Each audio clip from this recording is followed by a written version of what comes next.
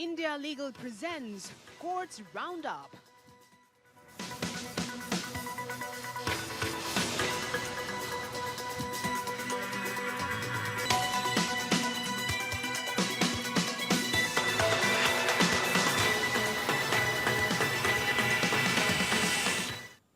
Courts roundup में आपका स्वागत है और मैं हूं आपके साथ अंकिता सिंह। अगले आधे घंटे हम सुप्रीम कोर्ट, हाई कोर्ट्स और तमाम निचली अदालत के बारे में सुने गए केसों पर अपडेट देंगे। तो शुरू करते हैं courts roundup. India Legal presents Courts Roundup.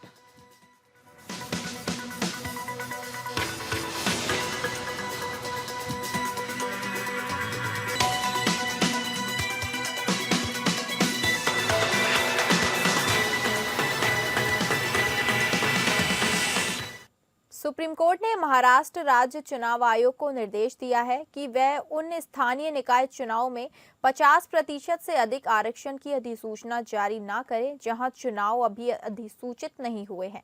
हालांकि जिन स्थानीय निकाय चुनाव में 50% से अधिक आरक्षण पहले ही अधिसूचित किया जा चुका है, उनके चुनाव याचिका के अंतिम निर्णय पर निर्भर करेंगे। न्यायमूर्ति सूर्यकांत और न्यायमूर्ति जॉय माल्या बागची की पीठ महाराष्ट्र में स्थानीय निकाय चुनाव में ओबीसी आरक्षण को चुनौती देने वाली याचिका पर सुनवाई कर रही थी। राज्य चुनाव आयोग के वरिष्ठ अधिवक्ता बलवीर सिंह ने पीठ को बताया कि 246 नगर परिषद और 42 नगर पंचायतें हैं जहां चुनाव प्रक्रिया शुरू हो चुकी है और मतदान 2 दिसंबर को होना है। इनमें से 40 नगर परिषद और 17 नगर पंचायतें ऐसी हैं जहां आरक्षण 50% से अधिक है। पीठ ने आदेश दिया, इस बीच नगर परिषद और नगर पंचायत के चुनाव अधिसूचित कार्यक्रम के अनुसार हो सकते हैं। हालांकि जिन स्थानीय निकाय चुनाव में आरक्षण 50% से अधिक है, उनके परिणाम याचिका के अंतिम निर्णय पर निर्भर करेंगे। पीठ ने राज्य चुनाव आयोग को बाकी स्थानीय निकाय के चुनाव अधिसूचित करने को भी अनुमति दे दी है, लेकिन यह सुनिश्चित करने का निर्देश दिया कि इन सभी संस्थाओं में आरक्षण 50% से अधिक नहीं होगा। मामले में महाराष्ट्र सरकार ने कहा कि वह स्थानीय निकायों में आरक्षण के लिए 50% की सीमा के मुद्दे पर राज्य चुनाव आयोग के परामर्श कर रही है। मुख्य न्यायाधीश सूर्यकांत ने कहा, हमें समाज को जाति के आधार पर नहीं बांटना चाहिए। पीठ ने यह भी कहा कि 50% से अधिक आरक्षण वाले निकायों में चुनाव मुकदमे के परिणाम पर निर्भर करेगा। अब इस मामले की सुनवाई 21 जनवरी को होगी, जब कोर्ट इस मुद्दे पर अंतिम निर्णय लेगा।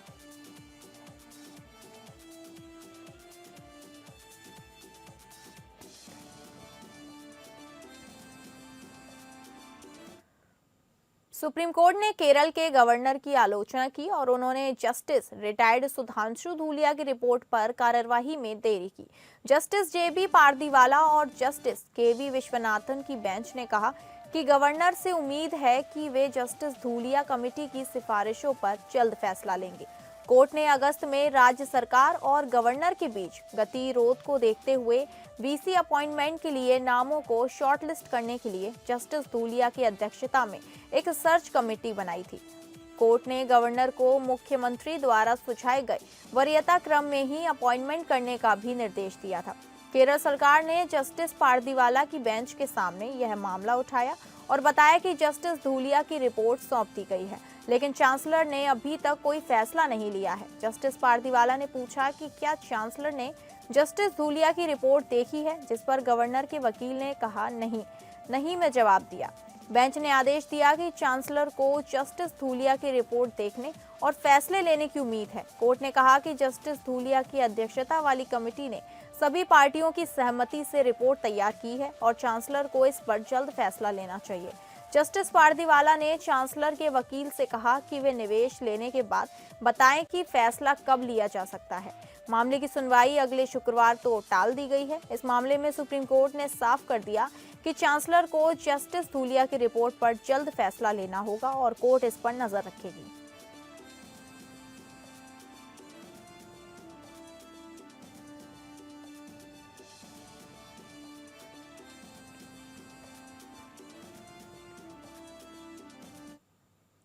सुप्रीम कोर्ट ने हाल ही में एक महिला को जमानत देने का आदेश दिया, जिसे निचली अदालत ने उसके वकील को कई बार बदलने के कारण जेल भेज दिया था। जस्टिस अरविंद कुमार और जस्टिस एन बी अंजरी की पीठ ने कहा कि निचली अदालत का यह कदम आपत्तिजनक और चौंकाने वाला था, खासकर जब महिला की अपील अभी भी लंबित थी और उसकी सजा निलंबित थी। मामले के तथ्यों के आधार पर महिला और उसकी मां के खिलाफ चेक बाउंस के मामले में मुकदमा चल रहा था। ट्रायल कोर्ट ने दोनों को दोषी ठहराया और सजा सुनाई। महिला ने सत्र न्यायालय में अपील दायर की, लेकिन अपील लंबित होने के बावजूद सत्र न्यायालय ने उसकी जमानत रद्द कर दी और उसे जेल भेज दिया। सुप्रीम कोर्ट ने कहा कि सत्र न्यायालय का यह कदम अवैध था और उसने महिला के अधिकारों का उल्लंघन किया। कोर्ट ने कहा कि अगर वकील कोर्ट की मदद नहीं कर रहा था तो कोर्ट को अमिकस क्यूरी नियुक्त करने या आरोपी को वैकल्पिक व्यवस्था करने का समय देने का विकल्प चुनना चाहिए था। कोर्ट ने महिला को तुरंत रिहा करने का आदेश दिया और कहा कि वह जेल में नहीं रह सकती, खासकर जब उसकी अपील अभी भी लंबित है और उसकी सजा निलंबित है। कोर्ट ने यह भी कहा कि वह इस मामले में आगे की कार्यवाही के लिए राज्य सरकार से जवाब तलब करेगी, ताकि भविष्य में ऐसी घटनाओं को रोका जा सके। इस मामले में सुनवाई को सुप्रीम कोर्ट ने साफ कर दिया कि निचली अदालतों को जमानत के मामले में सावधानी से निर्णय लेना चाहिए और आरोपी के अधिकारों का सम्मान करना चाहिए।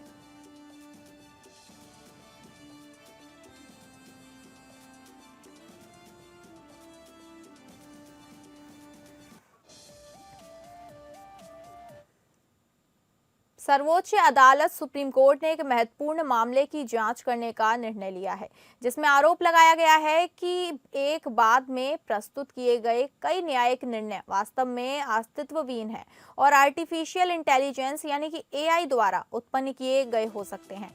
यह मामला गस्टैंड होटल्स बेंगलुरु के प्रमोटर दीपक रहेजा द्वारा दायर एक पुनरावेदन से संबंधित है, जिसमें कथित तौर पर कई नकली या एआई उत्पन्न न्यायिक निर्णयों का हवाला दिया गया था। वरिष्ठ अधिवक्ता नीरज किशन कौल ने अदालत को बताया कि रहेजा ने पुनरावेदन में कई ऐसे न्यायिक निर्णय का उल्लंघन किया है जो वास्तव में अस्तित्व में नहीं है। कौल ने आरोप लगाया कि इनमें से कुछ निर्णय आपराधिक कानून से संबंधित हैं और इन्हें आईबीसी की तरह प्रस्तुत किया गया है, जो कि संभवतः एआई प्रॉम्प्ट्स के माध्यम से उत्पन्न किए गए हैं। न्यायमूर्ति दीपांकर दत्ता और न्यायमूर्ति ऑगस्टीन जॉर्ज मसी की पीठ ने इस आरोप को गंभीरता से लिया और कहा कि अगर ये आरोप सही साबित होते हैं तो वे रहेजा को जिम्मेदार ठहराएंगे। अदालत ने कहा कि वह इस मामले में आगे की जांच करेगी और दिसंबर में इस मामले की अगली सुनवाई करेगी। इस मामले की पृष्ठभूमि में एनसीएलटी मुंबई ने जुलाई में गेस्टल्स होटल के खिलाफ दिवाला कार्यवाही शुरू का आदेश दिया था, जिसे एनसीएलटी ने अगस्त में बरकरार रखा था। होटल के प्रमोटर्स ने इस निर्णय को सुप्रीम कोर्ट में चुनौती दी है।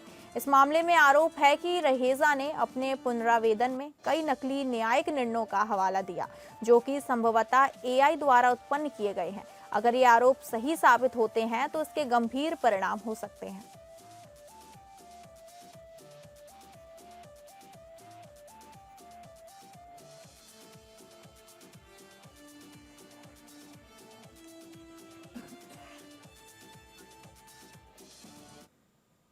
सुप्रीम कोर्ट ने बायजू के प्रमोटर और सस्पेंडेड डायरेक्टर बायजू रविंद्रन की अपील खारिज कर दी है, जिन्होंने national company law appellate tribunal या एनसीएलटी के आदेश को चुनौती दी थी।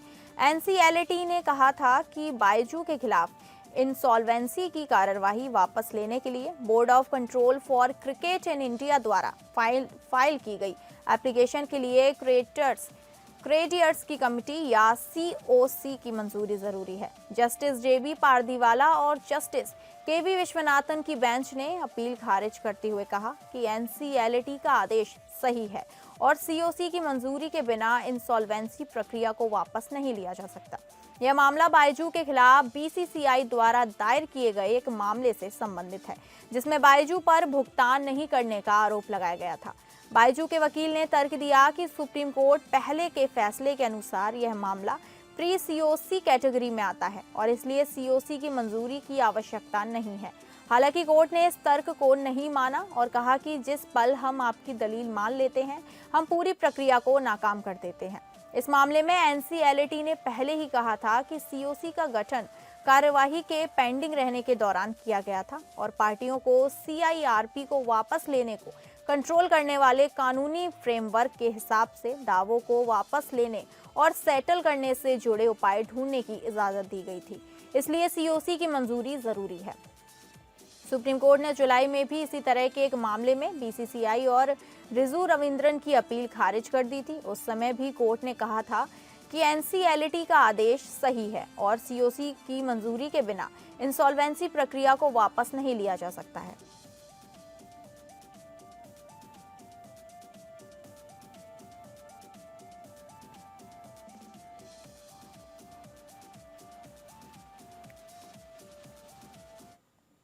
सर्वोच्च अदालत सुप्रीम कोर्ट ने एक महत्वपूर्ण फैसला सुनाया है, जिसमें कहा गया है कि विभागीय कार्यवाही में गवाहों के शत्रुतापूर्ण होने से मुकदमे में डिस्चार्ज की मांग करने का कोई अधिकार नहीं है।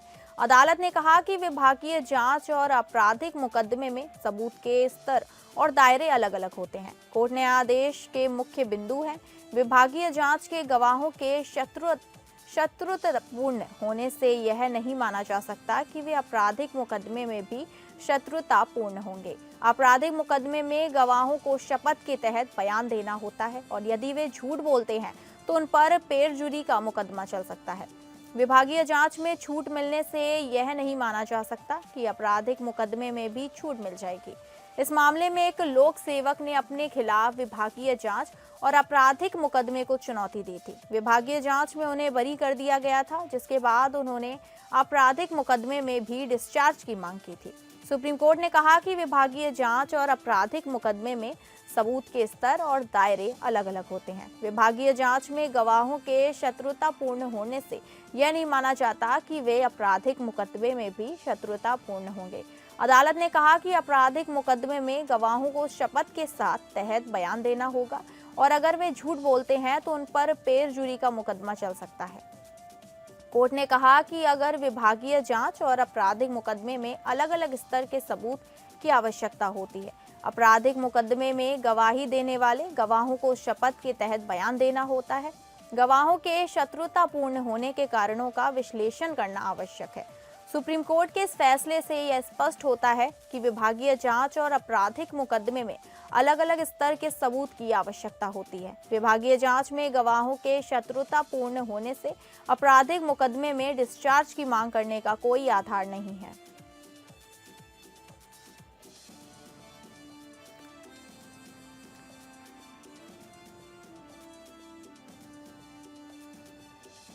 पंजाब और हरियाणा उच्च न्यायालय ने एक महत्वपूर्ण निर्णय में बॉर्डर सिक्योरिटी फोर्स बीएसएफ को बगहा सीमा पर एक व्यक्ति की बिजली के करंट लगने से मृत्यु के मामले में उसके परिवार को 60 लाख रुपए का मुआवजा देने का आदेश दिया है। यह घटना 2013 में बगहा बॉर्डर पर बीटिंग द रिट्रीट समारोह के दौरान हुई थी।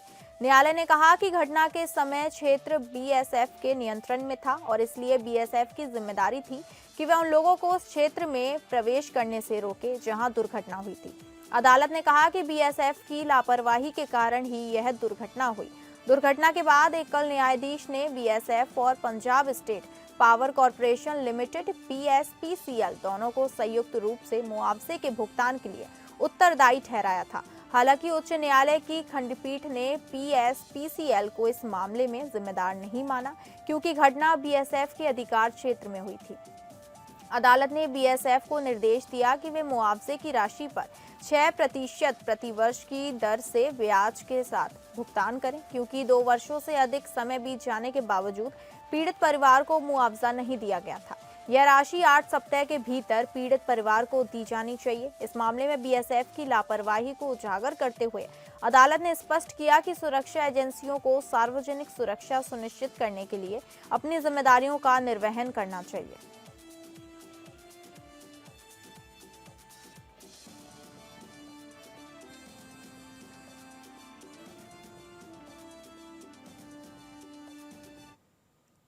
दिल्ली उच्च न्यायालय में एक याचिका दायर की गई है, जिसमें धुरंधर नामक फिल्म की रिलीज पर रोक लगाने की मांग की गई है।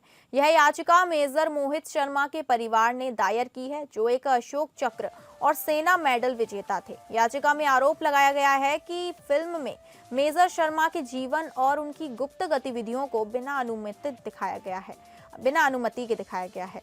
याचिका में कहा गया है कि फिल्म के ट्रेलर और प्रचार सामग्री में मेजर शर्मा के जीवन और उनकी सैन्य सेवा के महत्वपूर्ण पहलुओं को प्रतिबिंबित किया गया है, जिनमें कश्मीर में गुप्त आतंकवाद विरोधी अभियान शामिल है। परिवार का तर्क है कि एक शहीद की जीवन कहानी को व्यावसायिक लाभ के लिए पुनर्निर्मित नहीं किया जा सकता है और यह उनके अधिकारों का उल्लंघन है। परिवार ने आरोप लगाया है कि फिल्म में संवेदनशील सैन्य रणनीतियों का और ऑपरेशनल प्रक्रियाओं ने दिखाया गया जो राष्ट्रीय सुरक्षा के लिए खतरा हो सकता है। याचिकाकर्ताओं ने अदालत से फिल्म की रिलीज पर रोक लगाने और फिल्म के निर्माताओं को मेजर शर्मा के परिवार और सेना से अनुमति लेने का निर्देश करने का अनुरोध किया है।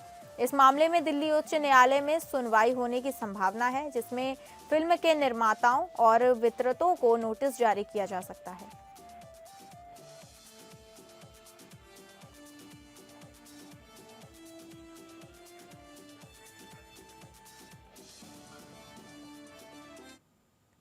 दिल्ली उच्च न्यायालय ने रिजर्व बैंक ऑफ इंडिया को निर्देश दिया है कि वह अपने बैंकिंग लोकपाल को मजबूत करे और उपभोक्ताओं की शिकायतों का निवारण करने के लिए एक प्रभावी तंत्र स्थापित करे। न्यायालय ने सिटी बैंक पर एक उपभोक्ता को परेशान करने के लिए 1 लाख रुपए का जुर्माना लगाया है, जिसके रिकवरी एजेंटों ने उपभोक्ताओं को धमकी भरे संदेश भेजे और उसके घर पर भी गए थे। न्यायमूर्ति प्रतिभा एम सिंह ने अपने फैसले में कहा कि आरबीआई के लोकपाल की शिकायतों को खारिज करने के लिए एक यांत्रिक तरीके से काम नहीं करना चाहिए, बल्कि उपभोक्ताओं को अपनी गलतियों को सुधारने का अवसर देना चाहिए। न्यायालय ने कहा कि शिकायतों को खारिज करने के लिए एक मानव रहित प्रणाली का उपयोग करने से अधिक विवाद उत्पन्न हो सकते हैं। न्यायालय ने आरबीआई को निर्देश दिया कि वह सभी बैंकों को अपने शिकायत निवारण तंत्र को मजबूत करने के लिए एक प्रवाह चार्ट बनाने का निर्देश दें, जिससे उपभोक्ता आसानी से अपनी शिकायतें दर्ज कर सकें। न्यायालय ने यह भी कहा कि निर्देश दिया कि आरबीआई लोकपाल को यह सुनिश्चित करना चाहिए कि सभी बैंकों और वित्तीय संस्थानों में उपभोक्ता शिकायतों के निवारण के लिए एक स्पष्ट पदानुक्रम हो। मामले में एक वकील सरवार रजा ने सिटी बैंक के खिलाफ एक शिकायत दर्ज की थी, जिसमें आरोप लगाया गया था कि बैंक ने उसके नाम पर एक क्रेडिट कार्ड जारी किया था और उनके खाते से 76,777 की राशि डेबिट कर दी थी। न्यायालय ने पाया कि बैंक ने शिकायत को खारिज करने के लिए एक तकनीकी कारण का उपयोग किया था और उपभोक्ता को अपनी गलती सुधारने का अवसर नहीं दिया गया था। न्यायालय ने सिटी बैंक को निर्देश दिया कि वह उपभोक्ता के खाते में विवादित राशि को जमा करें और उसके सिविल स्कोर को बहाल करें। न्यायालय ने यह भी कहा कि बैंक के रिकवरी एजेंटों का व्यवहार निंदनीय है और उन्होंने उपभोक्ता को परेशान करने के लिए धमकी भरे संदेश भेजे और उसके घर पर गए थे।